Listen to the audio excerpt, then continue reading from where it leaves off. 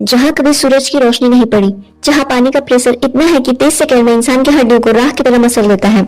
समुद्र की 7 मील गहराई में जहाँ सिर्फ काला अंधेरा पसरा है, नोरा और उसकी टीम ठीक उसी जगह पर किसी रिसर्च कर रही होती है। एक सुबह नोरा को कुछ खतरा महसूस होता है।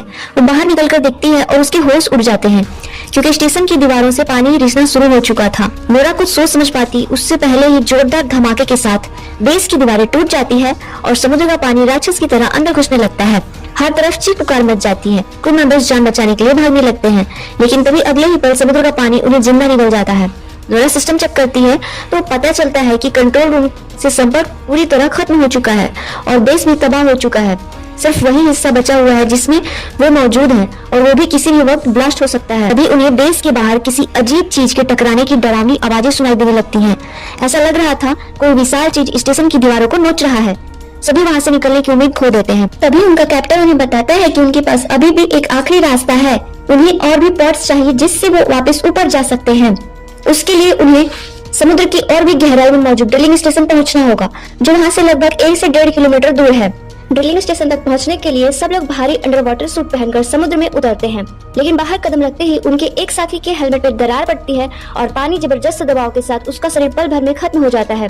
यह दृश्य देखकर सबके अंदर मौत का खौफ और गहरा हो जाता है। कुछ दूर चलने पर उन्हें अपने एक दूसरे साथी की लाश मिलती है और उसके अंदर से एक छोटा क्रिएचर निकलकर उन सभी पर हमला कर देता है। सबको समझ आ जाता है कि ड्रिलिंग के दौरान उन्होंने समुद्र की गहराई में रहने वाले रहस्यमय जीवों को जगा दिया है। इसी बीच किसी तरह बचते हुए वो लोग ड्रिलिंग चैम्बर तक पहुंचते हैं। रास्ते में एक एक करके उनके साथी उन रहस्यमय जीवों का शिकार बनने लगते हैं। चारों तरफ सिर्फ अंधेरा, चीखे और मौत का डर होता है। आखिरकार नोरा, एमिली और स्मिथ ड्रिलिंग साइट तक पहुंच जाते हैं, लेकिन वहाँ भी खतरा खत्म नहीं होता। पूरा रास्ता हजारों सोए हुए क्रिएचर से भरा हुआ था।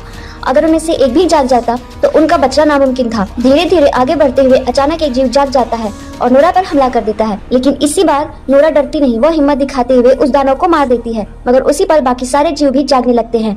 तभी अंधेरे में उन्हें एक विशाल समुद्री राक्षस दिखाई देता है। वो इतना बड़ा था कि उसके सामने बहुत सारी बिल्डिंग भी छोटी लगे। उसके एक हमले में पूरा समुद्र हिल जाता है और नोरा बेहोश हो जाती है।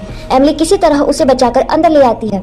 अब वहाँ सिर्फ 2 ही सही इसके पॉड्स बचे थे। नोरा पहले घायल स्मिथ को भेजती है, फिर एमिली को समझा बुझाकर ऊपर भेज देती है और खुद पीछे रह जाती है, क्योंकि उसे पता था अगर उसने कुछ नहीं किया तो वो दानव बाकी दोनों को भी नहीं छोड़ेगा। आखिर में नोरा पूरे स्टेशन के पावर कोर को ओवरलोड कर देती है। कुछ सेकंड बाद समुद्र की गहराई में भयानक विस्फोट होता है।